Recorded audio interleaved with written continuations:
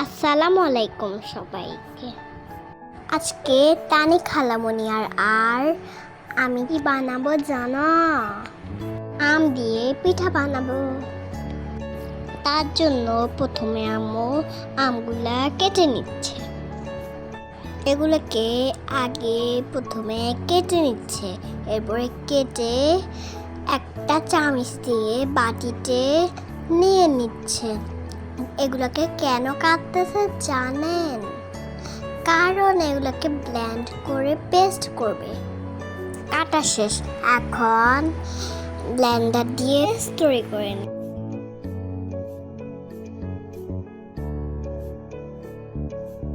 এগুলো এখন একটা বাটিতে ঢেলে নেবে। এখন এর মধ্যে স্বাদ মতো লবণ ও চিনি দিয়ে দিবে। এখন 1 কাপ চালের গুঁড়া দিয়ে দিচ্ছে। 1.5 কাপের মতো আটা দিয়ে দিচ্ছে। এখন আমের সাথে সবগুলা ভালো করে মেখে নিচ্ছে। এরকম একটা থামি তৈরি করে নিতে হবে। বেশি পাতলাও না, বেশি মোটাও না। যার জন্য কড়াই তেল দিয়ে দিচ্ছে বেশি করে। ছোট ছোট করে বলের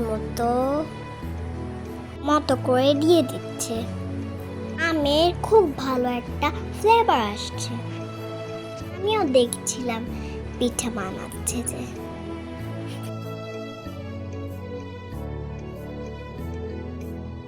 এক পাশ হয়ে গেলে উল্টিয়ে দিতে হবে।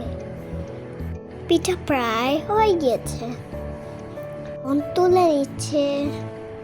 সবাই মিলে একসাথে পিঠা খেতে অনেক মজা লাগে। নানু, আম্মু, খালামণিরা গল্প করতে করতে পিঠা বানাচ্ছে আর আমরা খাবো। আমি আর তোহা নানা বাড়ির সাথে খেতে যাচ্ছি। আমরা আগেরগুলা খেতে খেতে তানি খালামণিরা বাকি পিঠাগুলো বানিয়ে নিচ্ছে। ওগুলো ওরা পরে খাবে।